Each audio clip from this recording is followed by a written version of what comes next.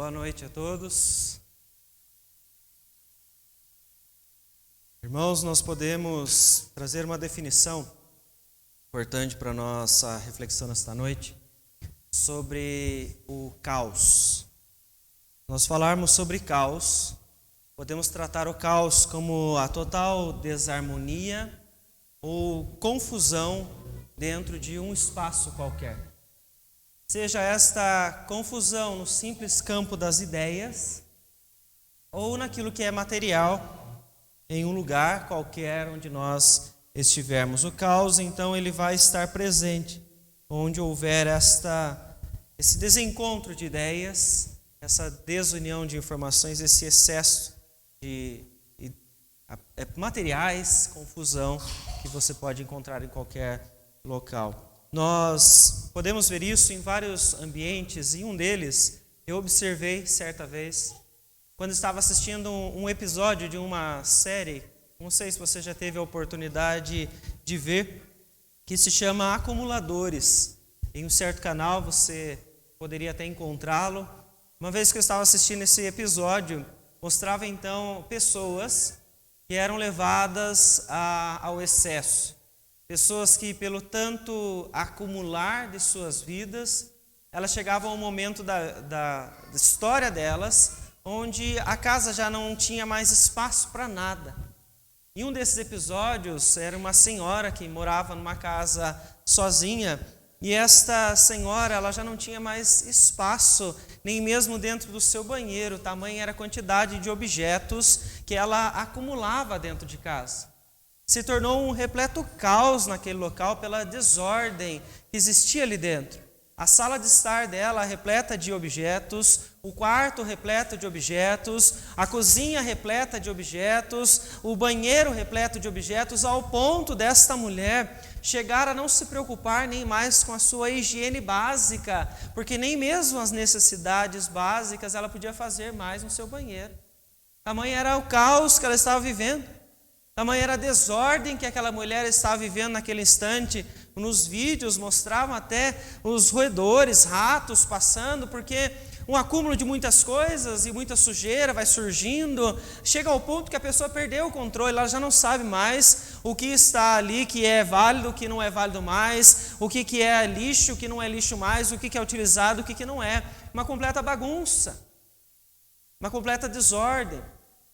Mas é interessante que durante esse programa a intenção deles não é expor para humilhar ninguém, mas é levar essa pessoa a ser tratada, porque isso se torna até uma forma de doença da mente dessa pessoa, pela necessidade que ela tem de manter aquilo tudo próximo dela, independente se é bom ou se não é. E uma das coisas que eles levam até psicólogos para redirecionar essas pessoas, e nesta casa em especial, era que eles chegaram a perguntar, então, como é que você conseguiu deixar chegar nesse ponto? Como é que uma pessoa consegue abandonar aquilo que é básico para ela sobreviver, para ela continuar em meio a um ambiente de completo caos? Mas mais ainda, não como ela conseguiu deixar naquela situação, é pensar como é que tudo isso começou. Porque nenhum caos, nenhum estágio de desordem completa acontece do nada. Ele sempre vai ter um início. Se nós formos pensar então em meio a uma sociedade, nós podemos então trazer um comparativo diante dessa história, onde um caos pode se estabelecer em meio a uma sociedade quando algo começa a ser feito. Quando atitudes começam a ser acumuladas que vão trazer a desordem total. E é por isso que eu quero conversar com os irmãos nesta noite sobre o estabelecimento do caos em Juízes 17. Convido os irmãos a abrir a palavra do Senhor. Nós vamos ler então o capítulo 17, do versículo 1 até o versículo de número 13.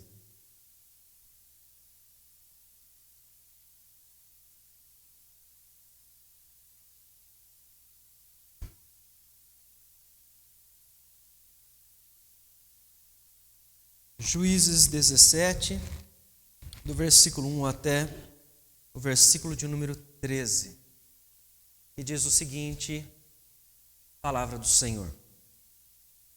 Havia um homem da região montanhosa de Efraim, cujo nome era Mica, o qual disse à sua mãe: os 1.100 siclos de prata que te foram tirados, por cuja causa deitavas maldições, e de que também me falaste, eis que esse dinheiro está comigo, eu o tomei. Então lhe disse a mãe: bendito do Senhor seja meu filho. Assim, restituiu os 1.100 siclos de prata à sua mãe e disse: de minha mão dedico esse dinheiro ao Senhor, para meu filho, para fazer uma imagem de escultura e uma de fundição, de sorte que agora eu te devolvo. Porém, ele restituiu o dinheiro à sua mãe, que tomou 200 siclos de prata e os deu a ourives, o qual fez deles uma imagem de escultura e uma de fundição. E a imagem esteve em casa de Mica. E assim este homem, Mica, veio a ter uma casa de deuses, fez uma estola sacerdotal e ídolos do lar e consagrou a um de seus filhos para que lhe fosse por sacerdote. Naqueles dias não havia rei em Israel, cada qual fazia o que achava mais reto. Havia um moço de Belém de Judá, da tribo de Judá, que era levita e se demorava ali. Esse homem partiu da cidade de Belém de Judá para ficar onde melhor lhe parecesse. Seguindo, pois, o seu caminho, chegou à região montanhosa de Efraim até a casa de Mica.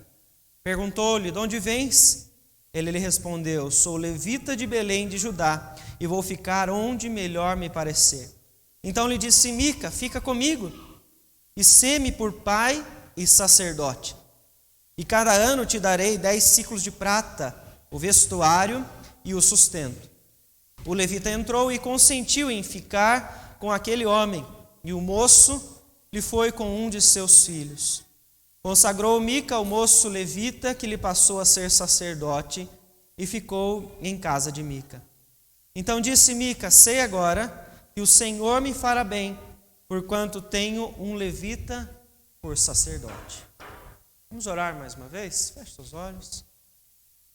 Senhor, em nome de Jesus, nos voltamos diante do Senhor em oração, pela leitura da Tua palavra que acabamos de fazer, para clamar ao Senhor, a Deus, que nos abençoe, que continue falando aos nossos corações nesta noite. Dependemos, ó Deus, do Teu agir, por isso pedimos pela ação do Teu Espírito Santo sobre nós, iluminando as nossas mentes, aplicando Tua palavra em nossos corações, para nós, ó Deus, membros da Tua igreja, participantes de uma sociedade, possamos refletir, ó Deus, aquilo que traz o início a uma desordem, a um caos, e que assim o Senhor nos ensine a viver de maneira agradável ao Senhor. Em nome de Jesus, ó Pai, que nós oramos e já agradecemos ao Senhor. Amém, Senhor. Irmãos, o próprio livro de Juízes, ele nos ensina como a história vai acontecer. Os 3 primeiros capítulos de Juízes, nós observamos que existe, então, uma expressão daquilo que eles vão vivenciarem. O ciclo que se repete, que nós temos comentado aqui. O livro de Juízes nos mostra, então, um povo que desobedece a Deus, recebe uma opressão de um inimigo, clama a Deus e Deus levanta a eles um libertador. Este é o ciclo que é representado do capítulo 1 até o capítulo 3. É um exemplo. Do capítulo 4 até o capítulo 16, você tem as narrativas onde isso acontece. Você vai encontrar os juízes, os libertadores, que Deus levanta no meio de Israel para então salvar o seu povo diante da opressão dos inimigos. É nesses capítulos que nós encontramos as histórias que já observamos aqui de Gideão, encontramos a história de Sansão e tantos outros que o Senhor usou para o propósito de libertar o seu povo. Quando você chega no capítulo de número 17, então você encontra o estabelecimento do caos. Capítulo 17 vai mostrar para nós uma nova circunstância essa que ela é explicada no versículo de número 6, que nós acabamos de ler, que diz o seguinte: naqueles dias não havia rei em Israel, cada qual fazia o que achava mais reto. Não existiam mais juízes. Você termina o capítulo 16 com a morte de Sansão, com o final da história que nós já estudamos em outro momento. Capítulo 17, então, mostra que não há líder, não há juiz, não há libertador para este povo. E cada um começa a fazer aquilo que acha que é o mais reto, aquilo que acha que é o melhor para a sua própria vida. O estabelecimento deste caos, então, a partir do capítulo 17, você vai observar que acontece por causa disso. Eles não têm mais um padrão para seguir. Eles não têm mais a obediência a Deus para os guiar. E quando você tira Deus de uma sociedade, você observa, então, o caos se instalando em diversas áreas que nós vamos observar neste momento. E a primeira delas que eu quero mostrar aos irmãos, que está logo no início, no capítulo 17, dos versículos de 1 a 3, é um cenário de ruína que começa então a surgir. Este caos que se estabelece quando eles tiram a existência ou a crença em Deus, esta ruína então passa a sobressair em meio a este local. Porque era uma sociedade que estava caminhando bem. Quando Sansão ainda estava vivo, era o grande libertador de Israel, eles estavam em paz, Deus estava o direcionando, são libertos então do poder dos filisteus. Agora isso tudo passa a desmoronar, passa a se desfazer essa sociedade que até então caminhava, mesmo que em algumas dificuldades, para honrar ao Senhor por causa do seu temor. E a ruína, ela começa no ambiente familiar. Veja então que o texto mostra para nós um homem chamado Mica e uma circunstância que esse homem está vivendo junto da sua mãe. O texto mostra que esta mulher foi roubada. O texto então traz aqui o valor, 1.100 ciclos de prata foram roubados desta mulher. E esta mulher então estava amaldiçoando este ladrão. Ela estava então rogando para que acontecesse algo de ruim com aquele que tirou-lhe as suas posses, tirou o seu dinheiro. E o texto vem mostrar para nós a fala de Mica, a fala deste filho, que agora então, observando que a mãe estava então propagando uma maldição sobre aquele que a roubou, ele chega diante dela e ele diz: fui eu que roubei. O dinheiro que sumiu está aqui de volta. Este homem, então, com medo da maldição da mãe, o homem que roubou a própria mãe, confessa o seu erro e agora devolve esse dinheiro para a mãe. E é interessante que a mãe, talvez numa tentativa de mudar aquilo que ela estava pensando, naquele desejo que ela então proclamou antes, no final do versículo de número 2, ela volta para ele e diz: bendito do Senhor seja meu filho. Olha que interessante quando você então começa a ver como essas pessoas estão se comportando nessa sociedade onde o caos está se estabelecendo. Aqui você tem uma família onde o filho roubou a própria mãe, a mãe está amaldiçoando o filho e agora, para tentar reverter isso, ela abençoa o filho. É como se ela dissesse agora: não está mais amaldiçoado, agora você vai ser abençoado por Deus. Veja, a ruína nesta sociedade começa quando a estrutura familiar começa a desmoronar. Você começa a retirar os princípios que regem a família, você vai começar a ver uma sociedade que caminha em direção ao caos. Mas parece que esta mulher, então, a família anda bem. E o que ela diz no versículo de número 3? Veja só como essa família ela é muito confusa. O texto diz assim: restituiu os 1.100 ciclos de prata à sua mãe, que disse. Então é a fala da mãe que agora vem diante de nós: da minha mão dedico este dinheiro ao Senhor. Olha só que interessante, então é como se ela fosse demonstrar gratidão a Deus. Como é que ela faz isso? Para fazer uma imagem de escultura e uma de fundição, de sorte que agora eu te devolvo. A palavra do Senhor ela é muito clara para nós. Quando você pega os 10 mandamentos, quando você pega a repetição deles em Deuteronômio 27, onde o Senhor não se agrada de imagens de escultura. onde Deus não se agrada dos ídolos, criados por mãos de homens, aqueles que têm boca, mas não falam, assim como diz o salmista, isso é abominável a Deus.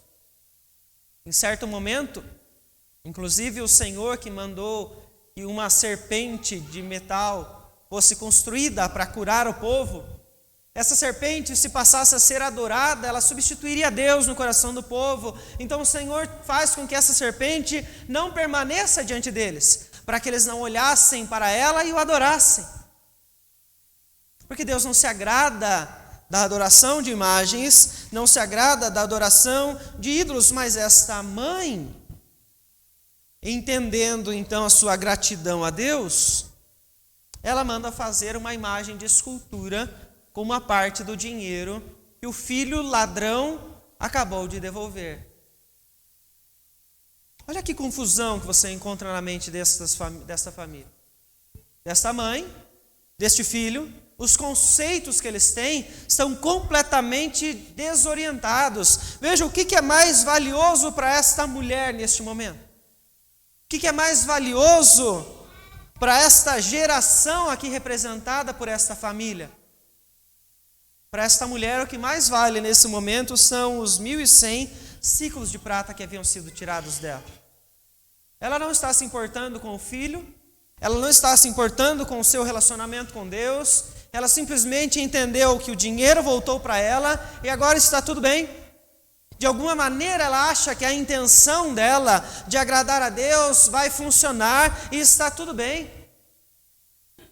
Veja só que ela está mostrando para nós que uma sociedade que caminha à beira do caos, ela não tem mais valores que agradam a Deus. Esta é uma nova geração, conforme nós vimos no começo de Juízes, uma geração que deixou de conhecer a verdade do Senhor, uma geração que não teme mais a Deus, uma geração que não é mais submissa ao Senhor. Uma geração onde a família já não se preocupa mais em como vivem os filhos. Ele é ladrão, ele me roubou, não há problema nisso. Vamos usar esse dinheiro de alguma maneira juntos para mostrar aqui a nossa gratidão. Veja, ela não repreende o filho. Ela não exorta este filho para que ele então obedeça ao Senhor, para que ele deixe de fazer isso. Não, ela não se importa. E muitos seguem a linha de que repreensão vai afastar os filhos deles. Não devemos repreender os filhos. Vamos perder a confiança deles. Não vamos repreender os filhos, porque senão os filhos, eles vão então sair de casa. Eles vão buscar um conforto junto aos amigos. As famílias que seguem nessa direção são como a família de Mica, que caminha em meio à ruína. Famílias que estão desmoronando, que estão prestes a vivenciar uma sociedade que está em meio a um caos.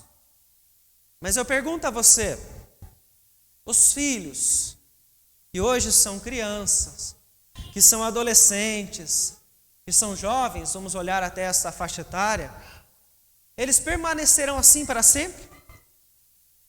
Ou eles crescerão e se tornarão donos de empresas, funcionários, líderes de igrejas, prefeitos, senadores, governadores? Veja só, quando nós pensamos em sociedade, nós temos que lembrar que a sociedade ela é feita pelo núcleo familiar.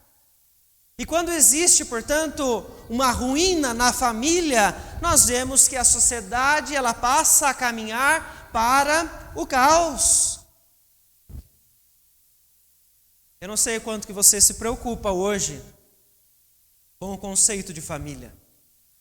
Eu não sei o quanto você se preocupa hoje com a sua família.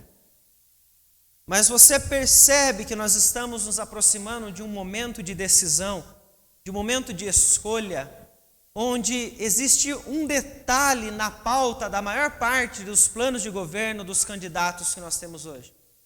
E não é a família.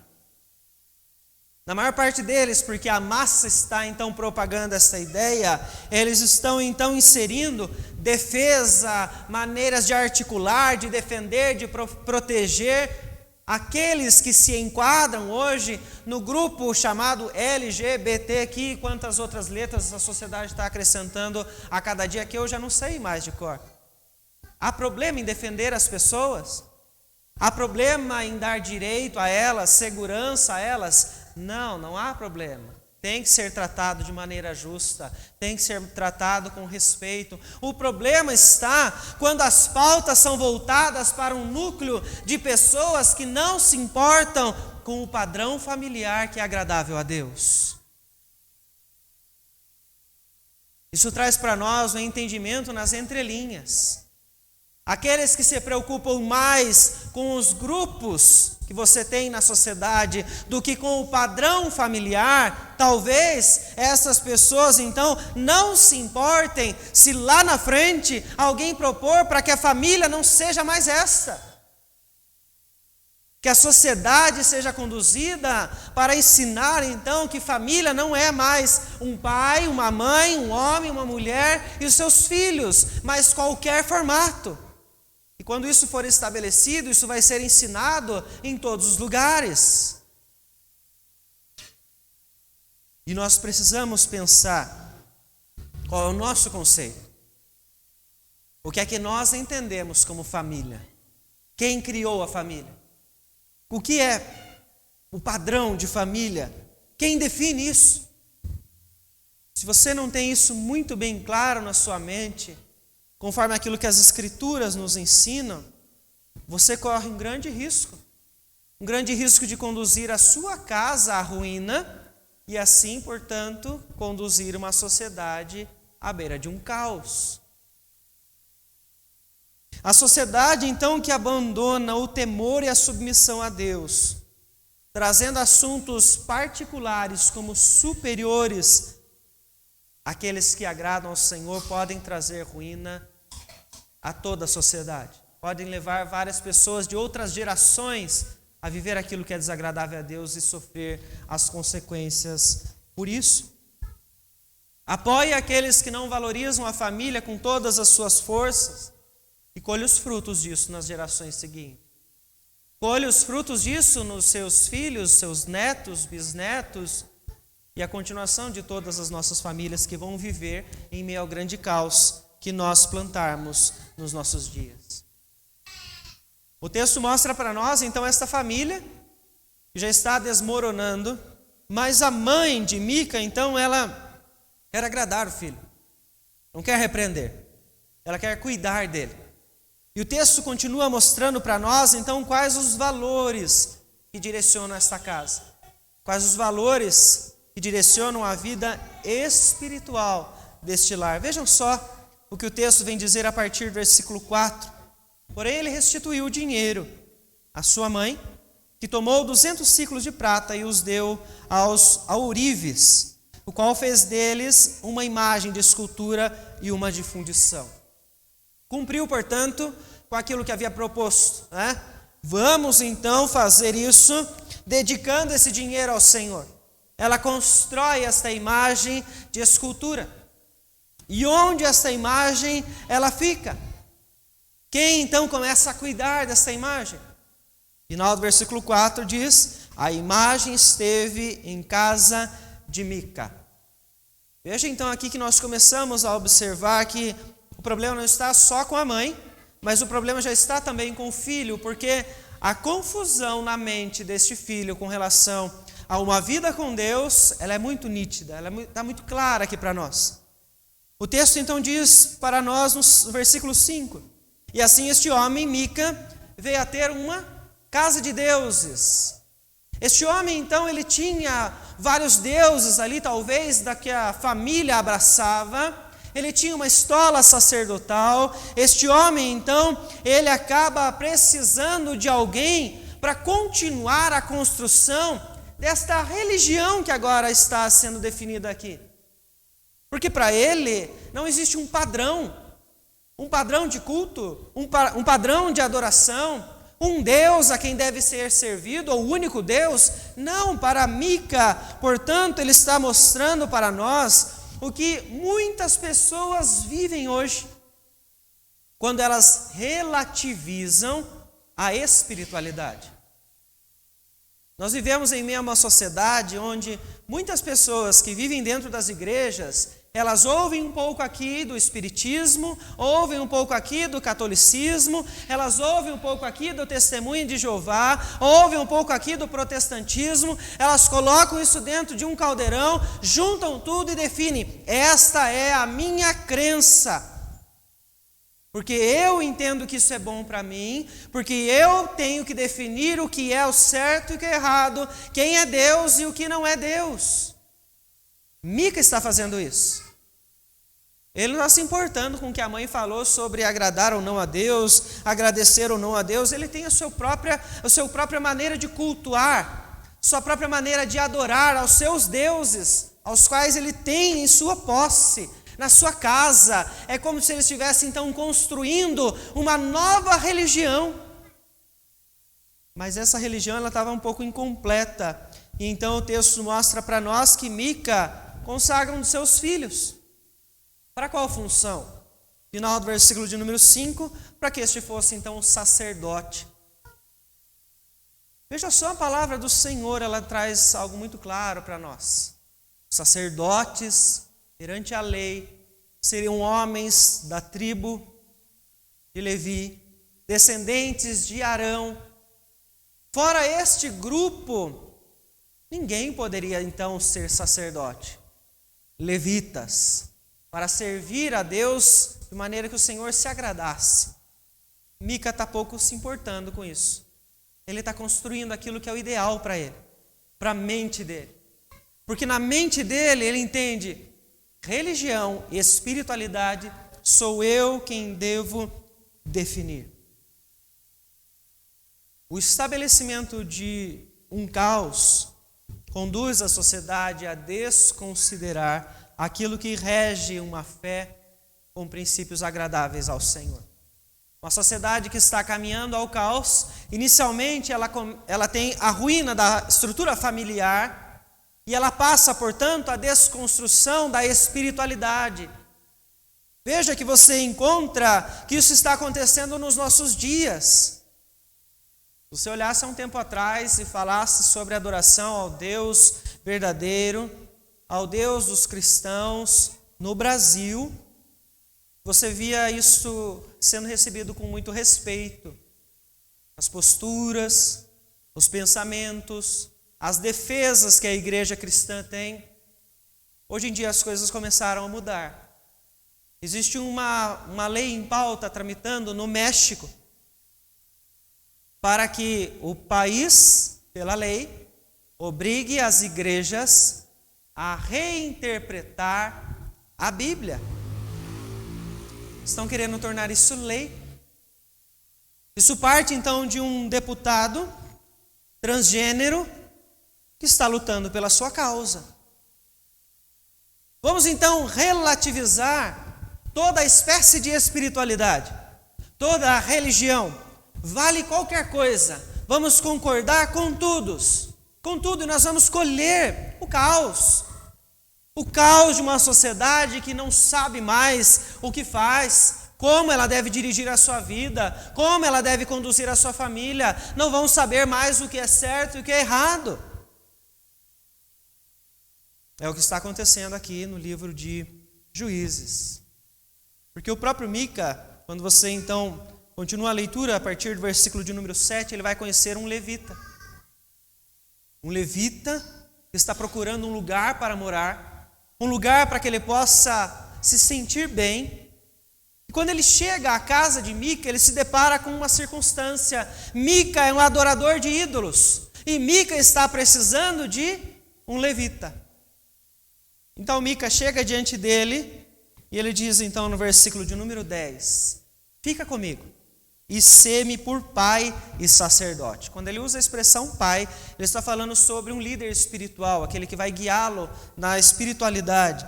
E ele diz: a cada ano te darei 10 ciclos de prata, o vestuário e o sustento. O que Mica está fazendo com este homem?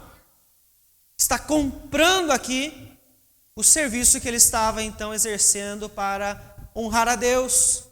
Eu estou dando condições para você, levita, para que você então possa ficar comigo e servir nesta religião, nesta maneira de adorar que eu criei dentro da minha casa. E o que é que aquele homem então responde? Final do versículo 10, começo do versículo 11, o homem entrou na casa e consentiu em ficar com Mica. Veja que a sociedade deturpada nos seus conceitos, ela começa a encontrar homens e mulheres que teriam a sua vida dita dedicada a Deus, que começam a abrir mão de tudo aquilo que eles acreditavam ser correto, simplesmente porque eles na sua mente entendem que aquilo agora vai ser bom para eles. Talvez você encontre por aí alguns que se dizem sacerdotes, ministros e pastores que se vendem como este levita se vendeu. Por quê?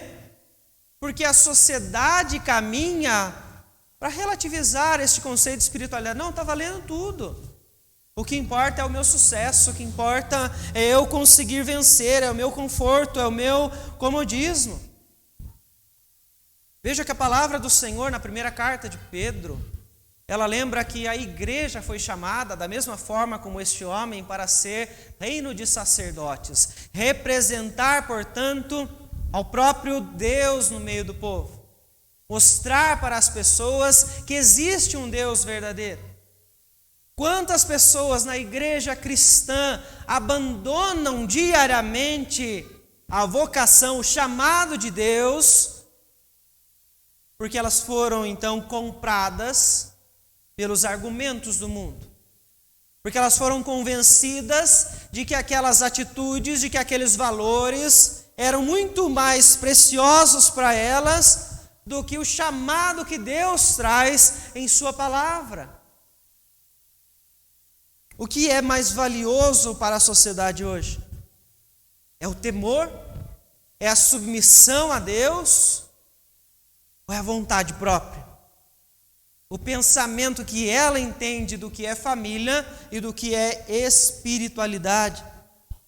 Você vai encontrar muitas pessoas, entre essas, os fundadores com uma falsa piedade, que estão ainda criando novas religiões, novas portas se abrem a todo instante de novas igrejas com novos conceitos, novos líderes, inclusive a igreja que já existe ganha espaço. A igreja, portanto, daqueles que são adeptos ao movimento LGBT. Porque não é pecado na mente deles agir em prol do desejo homossexual, viver um homem com homem, uma mulher com mulher, isso não há problema. E por isso nessa igreja eles pregam isso, e as pessoas estão abrindo suas igrejas, porque elas acham então que elas podem fazer o que bem entendem com relação à espiritualidade. Não importa mais quem é o Deus verdadeiro que a igreja cristã estava ensinando no Brasil. Isso está se perdendo cada vez mais. Mas esta sociedade de juízes, ela está então sendo estabelecida no caos. Quando você observa a família, o jeito que está caminhando, quando você observa a consequência na espiritualidade e, por fim, nos relacionamentos. Quero convidar a igreja a ler comigo o capítulo 18, versículos 1 e 2, onde nós vamos ver então um outro personagem que vai participar desta narrativa. O texto então diz: naqueles dias não havia rei em Israel, e a tribo dos Danitas buscava para si herança em que habitar, porquanto até aquele dia, entre as tribos de Israel, não lhe havia caído por sorte a herança. Enviaram os filhos de Dan 5 homens dentre todos os da sua tribo, homens valentes de Zorá, de Estaol, a espiar e explorar a terra. Eles disseram: ide, explorai a terra. Chegaram à região montanhosa de Efraim, até a casa de Mica, e ali pernoitaram. O texto mostra para nós, portanto, nesse instante, que estes habitantes de Dan, a tribo de Dan, nós temos aqui, estão à procura de uma terra onde eles possam habitar. E nessa procura da terra, eles chegam também à casa de Mica. Junto à casa de Mica ainda estava o levita. O levita que Mica havia pago, dado a ele o conforto, dado a ele a veste sacerdotal, dado a ele o sustento, como o texto nos diz.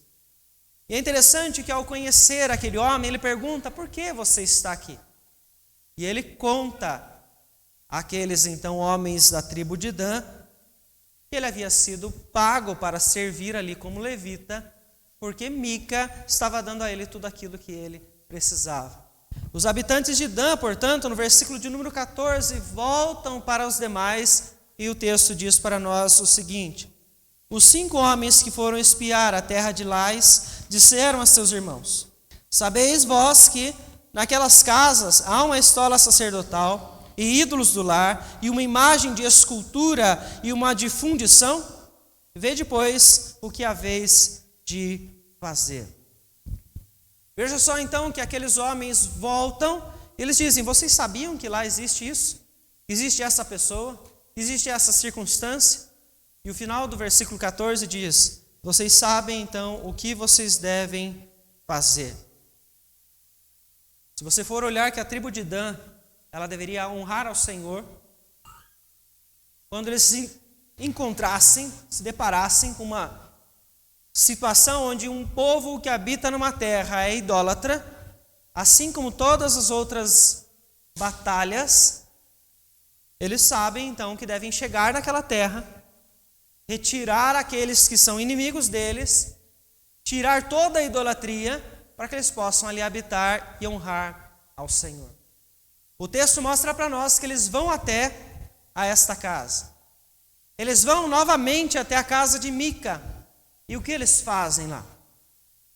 O texto mostra para nós que estes homens que foram espiar a terra, eles chegam até a casa de Mica para roubar Mica.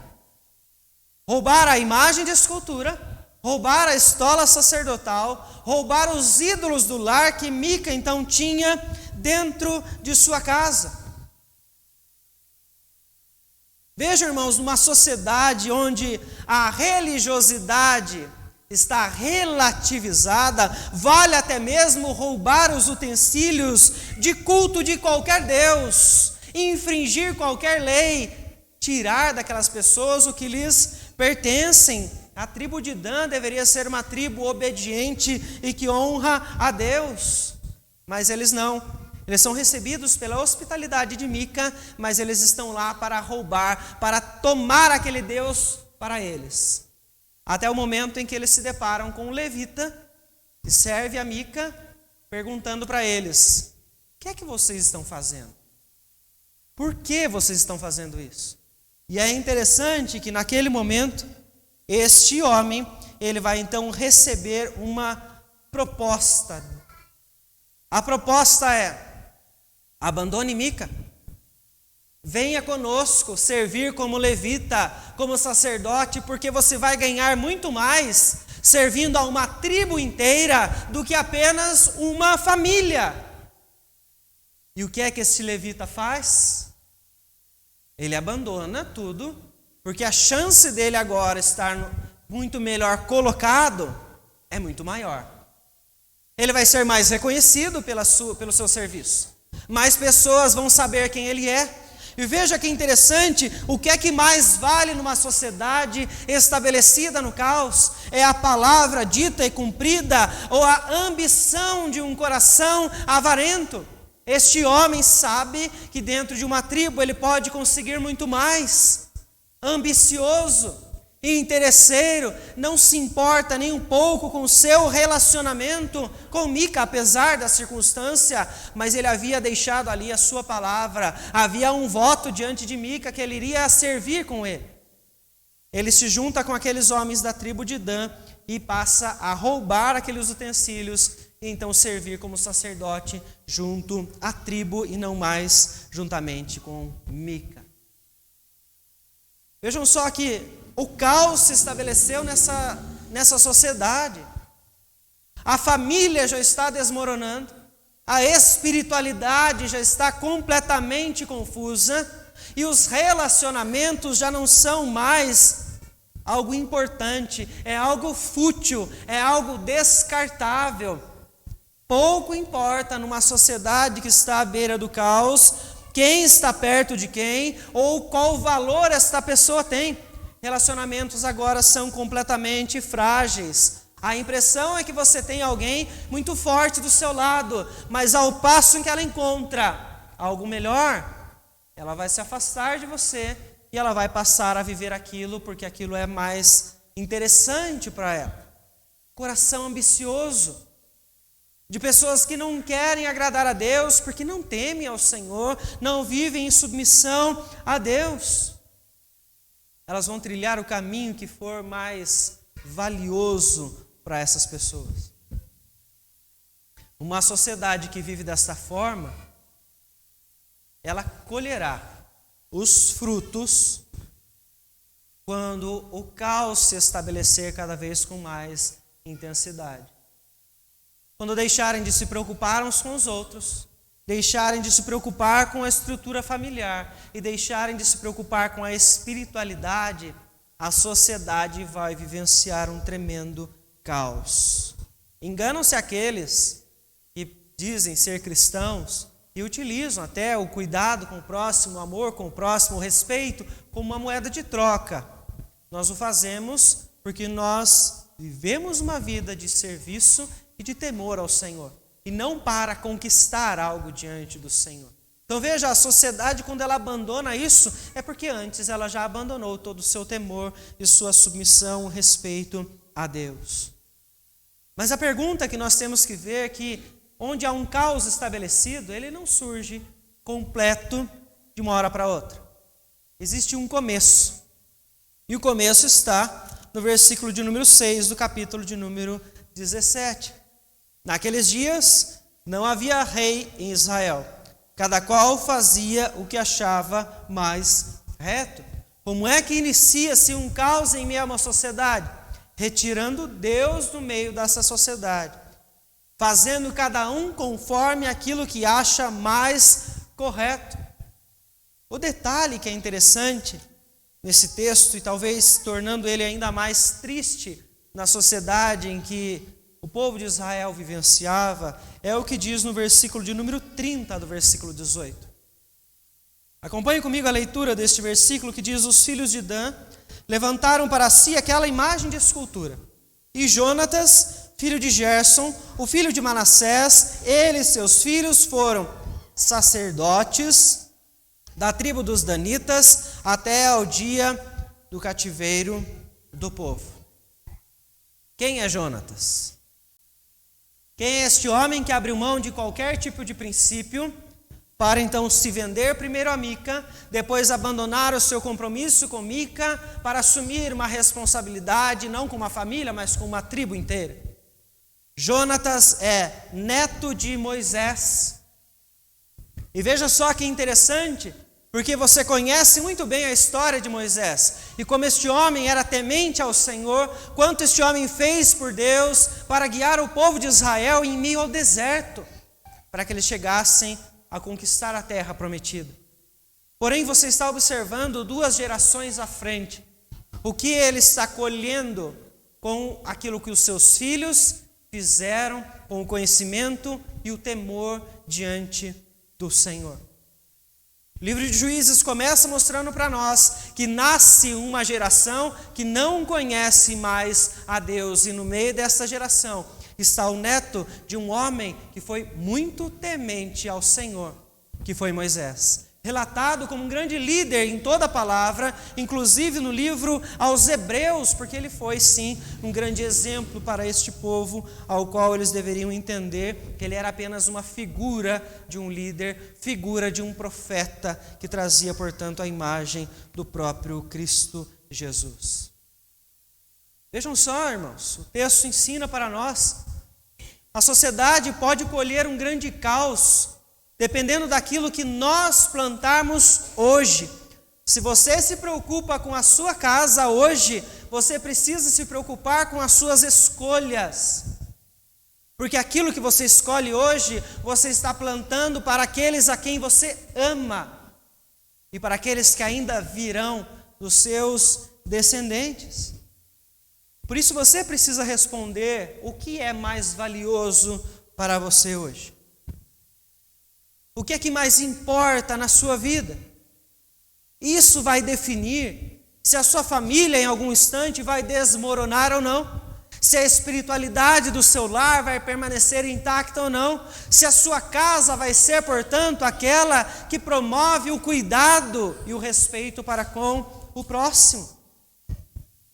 Quanto das suas escolhas hoje irão definir um futuro bom, confortável e agradável para os seus descendentes? Em meio a uma nova geração, aqueles que caminharem conforme as suas ideias particulares serão sim responsáveis por promover o caos, não dentro de uma casa apenas, mas em meio a toda uma sociedade. Mas existe uma solução. Se o caos estava presente no livro de Juízes em meio aos israelitas, porque eles não se preocupavam mais em agradar a Deus, a solução para o caos está no Senhor. A palavra nos mostra que a resposta certa sempre virá dos lábios do Senhor. Portanto, aqueles que hoje decidirem caminhar de forma reta diante de Deus, entendendo o valor da família, entendendo a verdadeira espiritualidade, e entendendo a importância do cuidado mútuo com aquele que está próximo, com aquele que convive com você, estas pessoas estão indo na contramão de uma sociedade que já abandonou tudo isso há muito tempo. E lutando estaremos juntos por uma sociedade que ainda busca honrar e agradar ao Senhor. Deus nos permite caminhar em direção a uma sociedade justa, a uma sociedade agradável. Isso por meio do sacrifício de Cristo Jesus. É possível vivermos em obediência, é possível construirmos uma família que honra a Deus, é possível vivermos com as pessoas, demonstrando a elas o amor que elas nem sempre merecem, mas o amor que Cristo nos ensinou a entregar por aqueles que ainda então eram pecadores. Seja responsável por deixar um firme fundamento para as próximas gerações. E evite assim, com uma simples decisão na sua vida, neste dia, que os demais possam então vivenciar o caos e a desestrutura, talvez, daquilo que nós conhecemos hoje como família. Creia em Cristo, tema ao Senhor e sirva em total submissão em todas as áreas de sua vida. E você colherá os frutos disso em todas essas áreas que nós, portanto, mencionamos ao longo deste sermão. Propague essa verdade. Não deixe, portanto, que os outros se esqueçam que existe um Deus verdadeiro que age desde sempre com o seu poder maravilhoso sobre esta sociedade, mantendo aquilo que nós vivemos de forma tranquila, mantendo, portanto, com sua graça as bênçãos sobre nós, para que a harmonia ainda exista em cada um de nossos lares. Que Deus nos abençoe e nos permita, portanto, ser conscientes, agirmos sempre com sabedoria e assim honrar ao seu santo nome.